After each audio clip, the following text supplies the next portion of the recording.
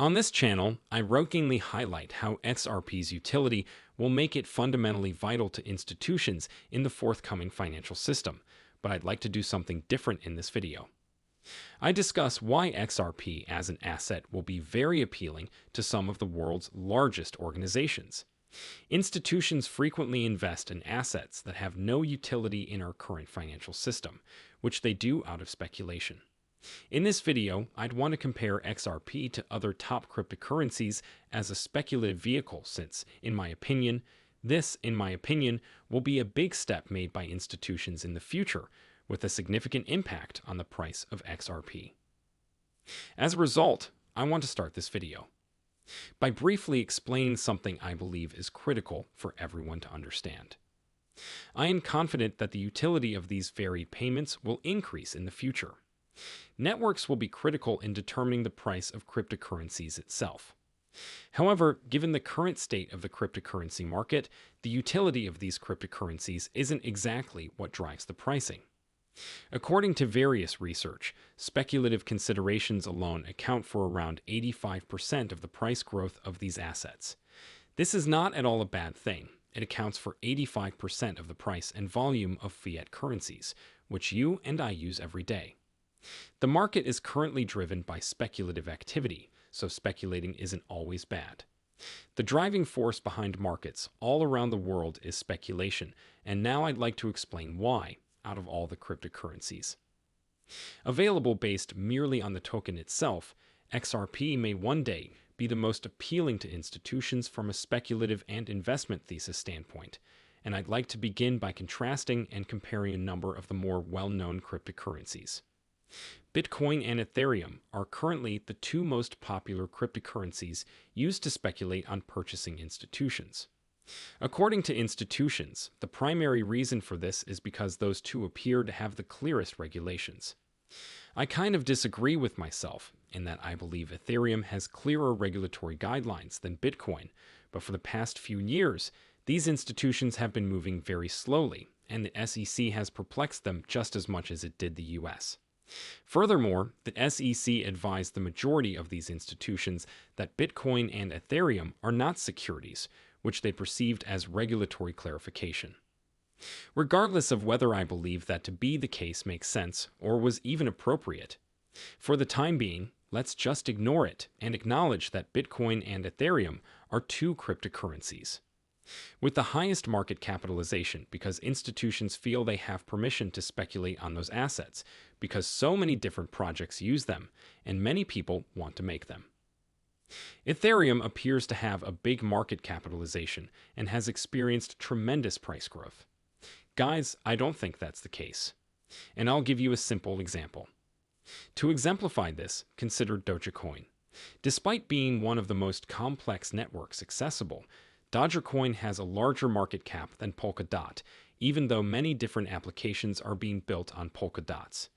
Doge currency has a larger market value and almost no one is developing it. This is because more people are interested in Dogecoin, which, contrary to what I feel will be key to future speculation, is currently the most important element for these cryptocurrencies prices have climbed. Because of this, I want to focus on speculation in this video. This is really what is influencing pricing right now, so let me return to what I was saying. Bitcoin and the other of the two cryptocurrencies with the largest market cap at the moment are the most speculated on, but I'd like to explain why I believe things will change. Institutions will eventually move to an asset like XRP. Thus, we should all know whether an asset will experience inflation or not. Deflation is one of the most important factors to consider when investing. Inflationary simply means that your asset is becoming more and more scarce with time, whereas deflationary simply means that your asset is becoming less and less scarce with time, and your stake increases whenever that asset increases. There are only 100 Pokemon cards in existence, so if you were to possess 10 of them for the rest of your life, your 10 would have a certain worth. Nevertheless, over time, there have only been 90 of those. Your Pokemon cards are growing more precious as there are less of them. Because there are fewer persons available, it is left to others to speculate. Want them to buy that specific card. They'll have to pay more for yours, so what we're seeing in these cryptocurrency networks are a huge problem for Ethereum. Ethereum is one of the most speculative cryptocurrencies accessible, although it produces significant inflation. Ethereum does not have a fixed supply, it is always growing. Furthermore, I feel that institutions will not approve. Institutions will choose to invest in assets with a finite supply in the future, even though Ethereum technically has the potential to become deflationary. It is currently inflationary at times. Using something like XRP is not inflationary. It is a supply limit. There will never be more than 100 billion XRP available. As a result, institutions understand that XRP will always be deflationary. This is something that many people get wrong, and I want to explain why. Many people have attempted to depict this in the wrong way.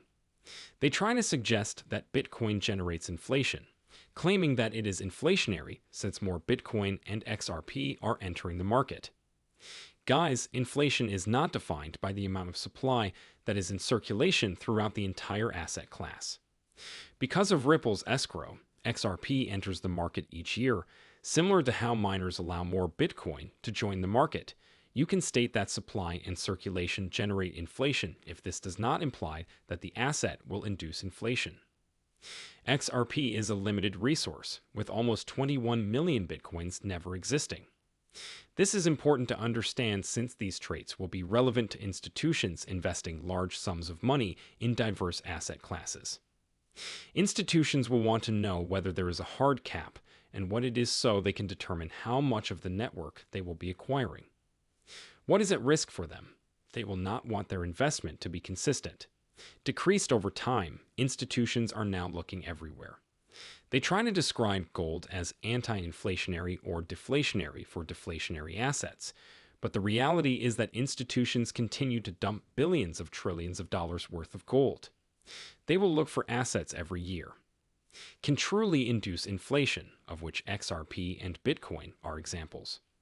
Given the fees that users pay, the loss of wallets, and other things, I would argue that XRP is even more deflationary than Bitcoin. But finally, each of these assets has a hard cap, and the total amount of coins is constantly running out. This is critical, in my opinion, if institutions are to show interest in one of these assets. It's one of the primary reasons why, in my opinion, outside of Bitcoin, XRP offers some of the strongest tokenomics in my opinion. It's fairly simple. There's a hard cap and more environmental resources are being extracted regularly. Many people try to discredit XRP by arguing that it will generate inflation since Ripple is dumping so much money onto the market, but those people don't understand how it works. Everything works. Moreover, the market capitalization of common stocks in the traditional. The financial system is founded on the number of shares that institutions are aware of, even if certain shares are not active. A circulation institution, a stock, or a stakeholder may announce the issuance of more shares. Institutions, on the other hand, believe that because we expect the issue of such shares, we will put that into the market cap as Ripples expand the same thing.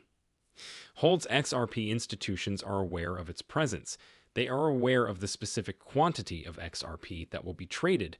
Therefore, it is neither inflationary nor risky to the institutions, and they can account for it, because they are aware that it exists. When it comes to chains like Ethereum and other chains that face inflation, institutions will never be able to forecast the precise supply. As a result, when I examined these tokens from an investment or speculative standpoint, I firmly believe that Bitcoin and XRP will rank among the top cryptocurrencies for institutions to speculate on. As I previously stated, one of the main factors now driving the price of various cryptocurrencies is speculation. As a result, Bitcoin and Ethereum have outperformed the rest of the market, but I genuinely believe that will change. Furthermore, I believe that when institutions learn more about this asset class, they will look for cryptocurrencies that have sound tokenomics and truly operate as wealth vaults in my opinion, the two best options for our XRP and Bitcoin. And regardless of your opinion on Bitcoin's technological merits, the entire purpose of this movie was to avoid that when it comes to being used as a store of value or simply for speculation on XRP and Bitcoin, are in a unique position to be cryptocurrencies that are well-liked institutions, and I believe it will result in huge returns for both of these assets in the future. But guys, Update is a liar. Please, that receives little attention, and please subscribe if you enjoy the video, because it will be quite beneficial to me.